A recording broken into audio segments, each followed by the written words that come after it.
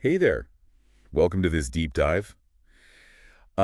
Today we're going to be exploring American democracy and law enforcement through a really powerful lens. Definitely A powerful. lens of a book called Blind Democracy, The Shame of Hypocrisy. Yeah. And this is a book by retired black police captain D. Terry Yarbrough.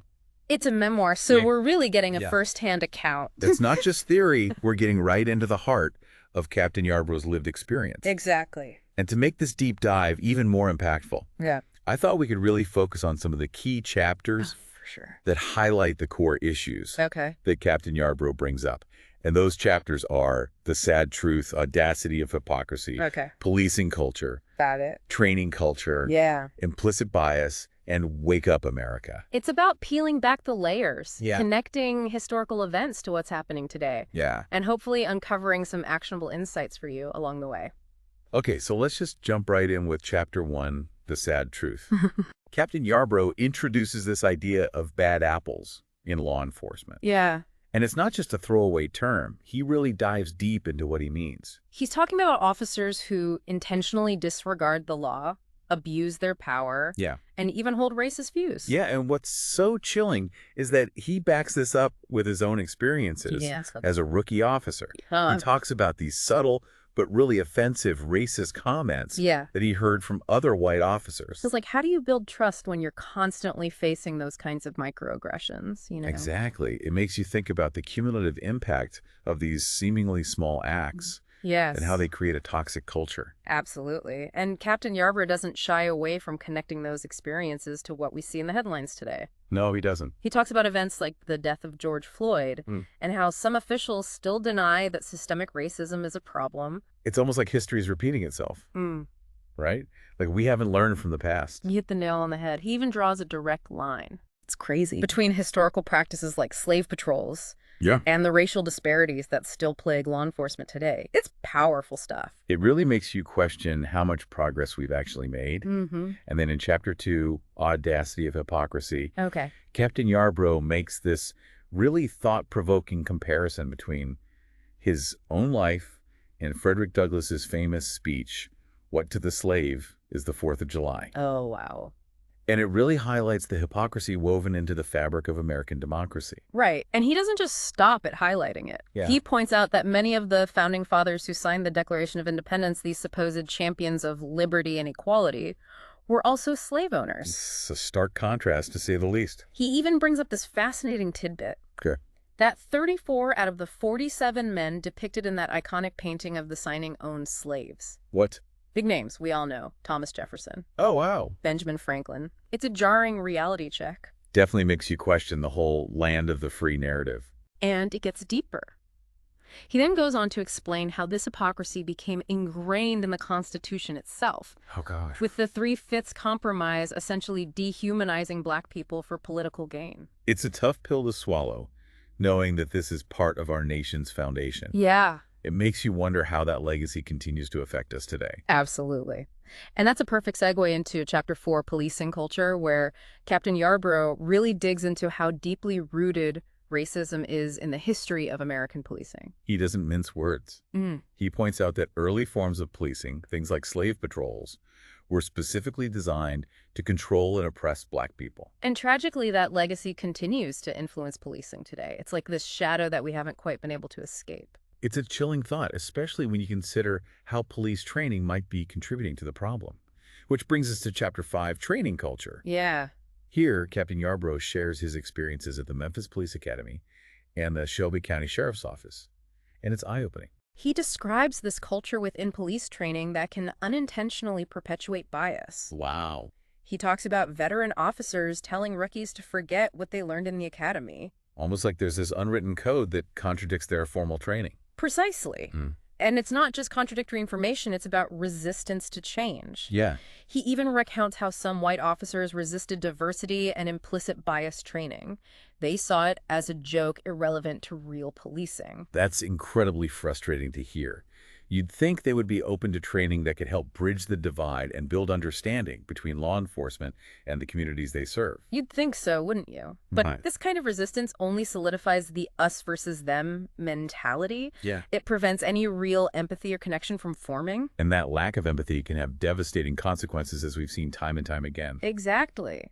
It highlights how deeply ingrained some of these biases are and how difficult they can be to address. It makes you wonder, like how do we even begin to dismantle these ingrained biases? Well, that's where Chapter 8, Implicit Bias, comes in. Captain Yarbrough is a huge advocate for implicit bias training.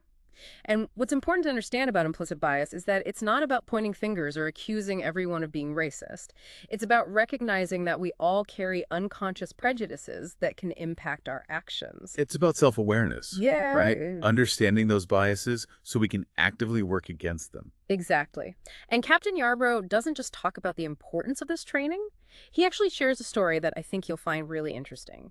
He developed this innovative training proposal called Survival City, basically a mock city where officers could practice real-world scenarios. That sounds incredible. What a great way to help officers hone their skills in a safe environment. Right.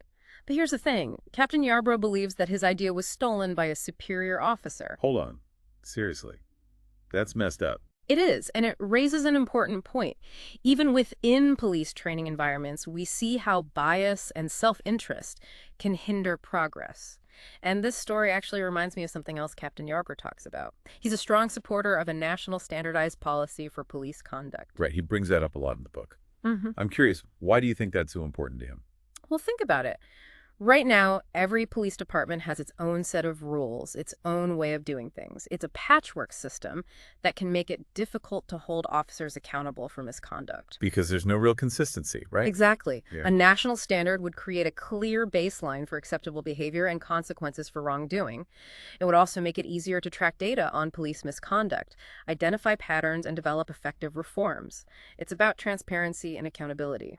It makes sense having a unified approach rather than this fragmented system we have now. And it's not just about national standards. Captain Yarbrough also emphasizes the need for more robust and culturally sensitive training. We're not just talking about the legal aspects of policing, but training that helps officers understand the communities they serve, the history of those communities, and the challenges they face. So training that goes beyond the textbook and really equips officers with the skills to de-escalate situations, especially in encounters with people of color. Absolutely, because as we've seen, those encounters can too often escalate into violence with devastating consequences. And that brings us to Chapter 9, Wake Up America. This is where Captain Yarbrough really issues a powerful call to action, urging all of us to confront the deep-seated racism that still exists in this country. It's a powerful chapter for sure. He doesn't sugarcoat anything. He really calls out the hypocrisy, the historical injustices, and the urgent need for change. And he backs it up with personal stories. He talks about the People's Grocery lynching that happened near his childhood home in Memphis, a chilling reminder of the racial terror that Black communities have faced and continue to face. It's a heavy story. And I think it speaks to the larger point he's making that we can't afford to ignore the past. It's directly connected to the present. Exactly. And he goes on to draw parallels between those historical events and the rise in hate crimes and police shootings of unarmed Black victims that we're seeing today. It's a wake-up call that we can't ignore. He even gets specific, talking about the lynching of L persons in Memphis back in 1917. A man accused of rape and murder, but whose confession was coerced under torture by law enforcement. Despite the lack of evidence, a mob kidnapped him from police custody and burned him alive in front of thousands of spectators. It's a horrifying example of how prejudice can warp justice and lead to unspeakable acts. And it's hard not to see the echoes of that kind of racial violence in the cases we see today, the cases that spark protests and outrage. It's a reminder that the fight for racial justice is far from over. So where do we go from here? I mean, after reading a book like this, after confronting these uncomfortable truths, what are we supposed to do? That's the million-dollar question, isn't it? But I think Captain Yarbrough gives us some clues. He talks about the need for systemic change. It's not enough to just address individual biases. We have to dismantle the systems that perpetuate those biases. So looking at things like education, housing, healthcare, the criminal justice system, all the areas where racism is baked in. Exactly. And we also have to acknowledge the role that economic injustice plays in perpetuating these cycles of inequality. He shares a heartbreaking story about his grandfather being cheated out of his earnings as a sharecropper in Mississippi. That story really stuck with me. It shows how economic exploitation is so intertwined with racial injustice. And it underscores the fact that true equality requires not just legal rights, but economic opportunity. It's about leveling the playing field. But that feels like such a daunting task. Yeah. Where do we even begin? Well, Captain Yarborough talks about the importance of mentorship, especially for young people who are at risk of entering the criminal justice system. He believes that positive role models can make a huge difference in a young person's life. And he uses his own experience as an example.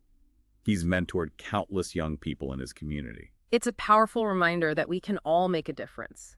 We don't have to wait for sweeping policy changes to start making a positive impact. It's about those one-on-one connections, those acts of kindness and support that can ripple outwards. And it's about using our voices to advocate for change, to challenge injustice wherever we see it. Captain Yarborough is very vocal about his criticism of legislators who refuse to support common-sense gun safety legislation. Right, he calls it intellectual treason. And he's particularly critical of right-wing lawmakers who seem more concerned with protecting gun manufacturers than with protecting human lives. It's a frustrating reality, especially when you consider the devastating toll that gun violence takes on our communities, particularly communities of color. It's a public health crisis and a social justice issue all rolled into one. And it's something that we can't afford to ignore. It really is. And, you know, Captain Yarborough also brings up another really important point, something that I think we need to be mindful of as technology continues to evolve. He talks about the potential for AI to actually perpetuate bias. Oh, yeah. I remember that part. It's kind of mind-blowing when you think about it. It is. Like, even algorithms can be biased. Exactly. AI systems are often trained on data that reflects existing biases. Right. And that can lead to some pretty discriminatory outcomes. He gives the example of facial recognition software, right? How it's been shown to be less accurate at identifying people of color. Yeah, and that's a huge problem. Yeah. Especially when you consider how it's being used by law enforcement. Exactly. And, you know, these biases can be amplified as AI is used more widely in other areas, like hiring, lending, even healthcare. It's crucial that we're aware of these potential pitfalls and that we're working to develop AI systems that are fair and equitable. Otherwise, we're just automating discrimination, Right. which is the opposite of progress. You got it. And speaking of progress, Captain Yarborough also reflects on the legacy of Dr. Martin Luther King Jr.'s I Have a Dream speech. Yeah, that speech is so iconic. Yeah. It's hard to believe it was delivered over 60 years ago. And yet, it still feels so relevant today. It does, doesn't it? Dr. King spoke about America's promissory note to its citizens of color, a promise of freedom and justice that has yet to be fully realized.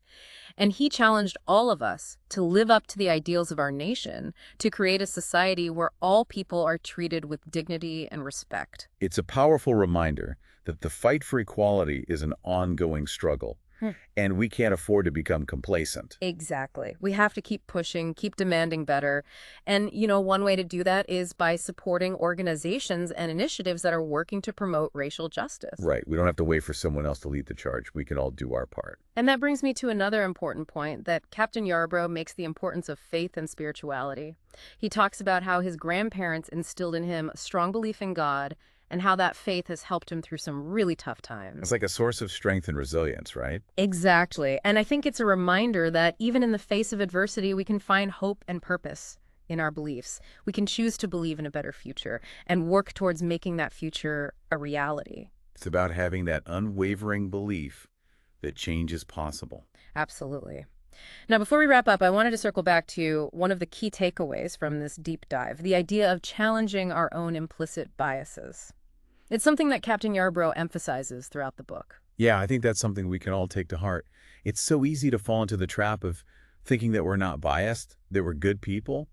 But the reality is we all have these unconscious prejudices that can influence our thoughts and actions. And acknowledging that is the first step. Yeah. From there, we can start to examine our own beliefs, seek out diverse perspectives, and educate ourselves on the history of systemic racism in this country. It's about being willing to do the work. Yes. The inner work and the outer work. Yeah. It's not always comfortable, Right. but it's necessary if we want to create a more just and equitable world. Couldn't have said it better myself. It's about moving beyond awareness to action. What concrete steps can we take to dismantle these systems of oppression? How can we use our voices and our platforms to amplify the voices of those who are marginalized? And remembering that it's a marathon, not a sprint. There will be setbacks, there will be moments of despair, but we have to keep fighting, keep believing the change is possible. I love that. Keep fighting, keep believing. That's a message we can all hold on to. Well, on that note, I think it's time to wrap up this deep dive. Yeah. It's been a heavy but incredibly insightful conversation. Thank you for joining us on this journey through blind democracy. Yeah. I hope this deep dive has given you some food for thought and perhaps even inspired you to take action. I second that. And remember, Captain Yarborough's story is just one of many. There are countless others out there fighting for justice and equality. Let's all do our part to amplify those voices and create a world where everyone feels safe, respected, and valued.